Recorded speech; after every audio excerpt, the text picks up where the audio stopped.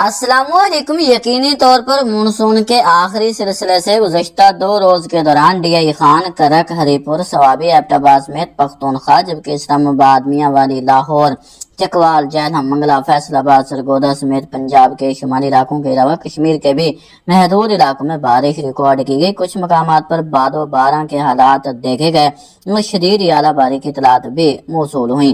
गुज़श्ता रोज सबसे ज्यादा बारिश सरगोदा शहर में 70 मिलीमीटर रिकॉर्ड हुई, जबकि गुज़श्ता रोज सबसे ज्यादा दर्जा हरारत नौकंडी में 41, दालबंदीन में 40 और नूरपुर थल में 39 डिग्री सेंटीग्रेड रिकॉर्ड किया गया। सैटेलाइट तस्वीर पर नजर डालें तो बलूचिस्तान के जुनूब मगरब इलाकों में कहीं हल्के तो कहीं गहरे बादल मौजूद हैं, जो कहीं कहीं रिमझिम बूंदाबांदी का सबब बन सकते हैं। कराची समेत कुछ जुनूब मगरबी सिंध के इलाकों में भी बादल साया फिगन है। मशरकी शुमाल मशरकी सिंध के इलाकों में भी मतला अबरलूद दिखाई दे रहा है। पंजाब के कुछ महदूद वस्ती और खित्ता पोठवार के इलाकों में सुबह के औकात में धुंध जैसी सूरत हाल भी देखने को मिली है। बाकी पंजाब के बेशतर मकामात के अलावा बलूचिस्तान के वस्ती और शुमाली इलाके, पख्तूनख्वा, गिलगित बल्तिस्तान, कश्मीर के अक्सर इलाकों में फिलहाल ज्यादातर मकामात पर मतला साफ दिखाई दे रहा है। मौसमी सिस्टमों पर नजर डालें तो मगरबी निजाम पाकिस्तान से अब काफी हद तक आगे निकल चुका है, जबकि हाई प्रेशर इस वक्त अफगानिस्तान के इलाकों पर देखा जा सकता है। एक सर्कुलेशन कमजोर सी सिंध के मगरबी इलाकों पर जरूर मौजूद है, लेकिन इससे किसी खातर खा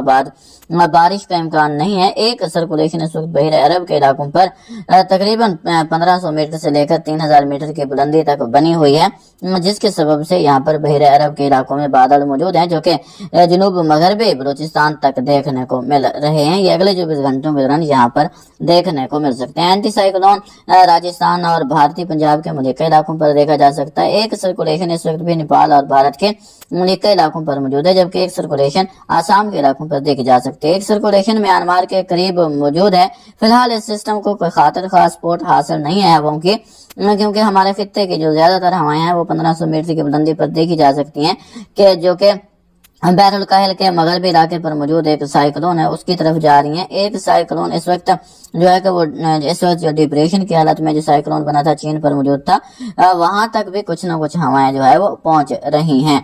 जो भारत पर मौजूद सिस्टम है इसको भी कोई खातर खास सपोर्ट हासिल नहीं है, ये भी अपने इख्तिताम को पहुंचेगा। इसके अलावा जो खलीज बंगाल में सिस्टम मौजूद है म्यांमार के करीब, ये सिस्टम मजीद आने वाले दिनों के दौरान शिद्दत जरूर इख्तियार करेगा, लेकिन अभी फिलहाल इसको कोई खातर खा हवाओं की सपोर्ट नहीं है, जिसकी वजह से ये सिस्टम अभी फिलहाल ये सर्कुलेशन की हालत में ही रहेगा। जो साइक्लोन इस वक्त मगरबी बहरुल काहिल पर मौजूद है, ये आगे बढ़ेगा, शिद्दत खोएगा, इसके साथ मर्ज होगा। उसके बाद तकरीबन 25 या 26 सितंबर से ये सिस्टम खलीज बंगाल में शिद्दत पकड़ेगा। ये कहां तक जाएगा अभी फिलहाल अगर हम ECMWF की जो रात की अपडेट है 12 बजे की उसमें देखें तो ये जो पाकिस्तान के मशरकी लगाजात हैं, भारत के मगरबी लगाजात, यहाँ तक आता नजर आ रहा है, लेकिन इसके इम्कानात फिलहाल काफी कम हैं, क्योंकि जहां तक जो है हवाओं की सपोर्ट है वो यही बता रही है कि ये गुजरात के रास्ते बहरे अरब में दाखिल होगा, लेकिन आगे जो है वो क्योंकि न्यूट्रल पैटर्न है, अभी भी हाई प्रेशर जो है ग्लोबली वो बैठा हुआ है, तो ये आगे हरकत करके शिद्दत इख्तियार करे इसका इम्कान है, लेकिन फिर भी ये बहरे अरब में दाखिल होकर डिप्रेशन तक जाने के इसके इम्कानात मौजूद होंगे।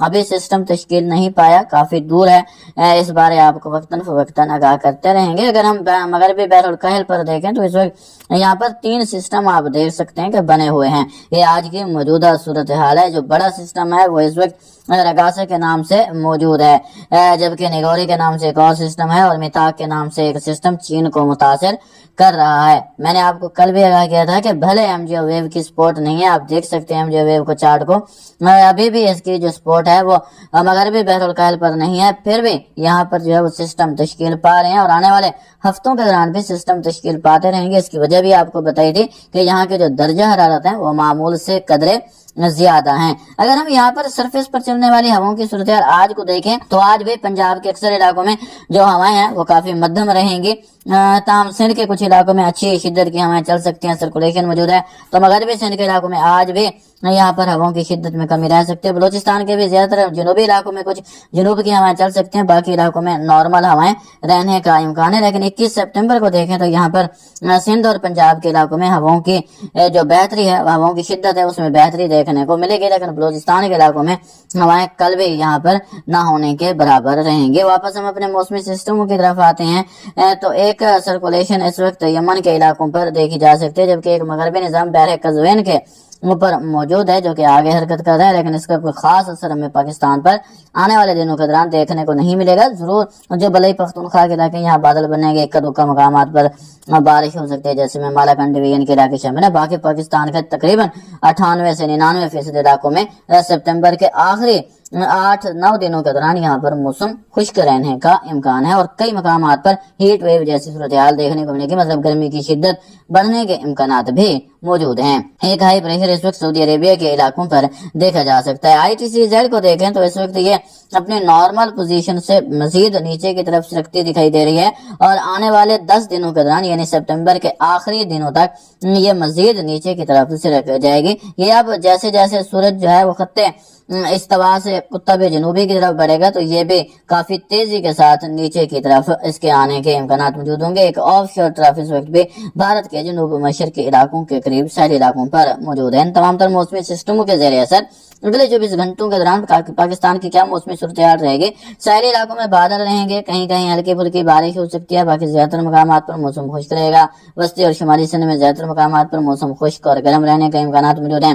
بلوچستان میں بھی موسم خشک رہے گا۔ کوہ سلیمان پر دوپہر کے بعد لوکل ایکٹیویٹی کے امکانات موجود ہیں، جو اکا دکا مقامات پر بارش کا سبب بن سکتی ہے۔ زیادہ پھیلاؤ کرے اس کا امکان نہیں ہے۔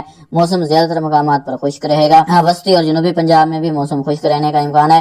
خطہ پٹھوار شمالی پنجاب اور کشمیر سے ملکہ علاقوں میں آج بھی اکا دکا مقامات پر ایکٹیویٹی ہونے کے امکانات موجود رہیں گے، جو محدود علاقوں میں آندھی کے ساتھ بارش کا سبب بن سکتی ہے۔ وزیرستان کی پہاڑیوں کے علاوہ شمالی بلئی پختونخوا کے علاقوں میں بھی اکا دکا مقامات پر ایکٹیویٹی ہونے کے امکانات موجود رہیں گے۔ باقی جنوبی پختونخوا کے زیادہ تر مقامات پر موسم خشک رہنے کا امکان ہے۔ گلگت بلتستان کشمیر کے شمالی علاقوں میں زیادہ تر علاقوں میں موسم خشک رہے گا۔ ہلکے پھلکے بادل ضرور دیکھنے کو مل سکتے ہیں، لیکن کسی خاطر خواہ بارش کا امکان نہیں ہے۔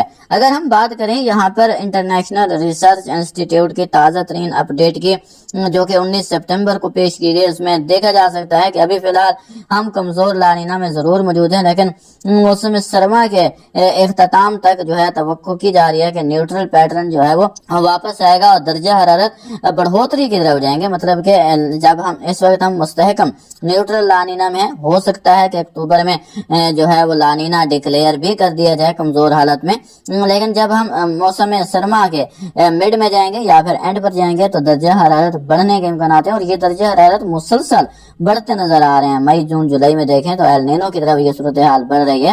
اگر یہ صورتحال بنتی ہے تو توقع کی جا سکتی ہے کہ موسم سرما کا اینڈ اور موسم بہار کے دورانیے میں یہاں پر پاکستان میں اچھے تگڑے مغربی سلسلے اثر انداز ہوں گے، اور بارش کے ساتھ ساتھ شمالی علاقوں میں بارشوں کے ساتھ ساتھ برف باری کا سبب بھی بنیں گے، جس کے سبب سے لینڈ سلائڈنگ اور طغیانی کا خطرہ بھی موسم سرما کے اختتام اور موسم بہار میں موجود ہوگا۔ اس بارے آپ کو وقتاً فوقتاً آگاہ کیا جاتا رہے گا۔ نئے چاند کی بات کریں تو نئے چاند کی پیدائش 22 سپتمبر 2025 کو پاکستان کے معیاری وقت کے مطابق رات 12:54 اور 1 پر ہوگی۔ محکمہ موسمیات پاکستان نے جو ہے آفیشلی طور پر اناؤنس کر دیا ہے کہ پاکستان سے جو مونسون 2025 ہے وہ اختتام پذیر ہو چکا ہے۔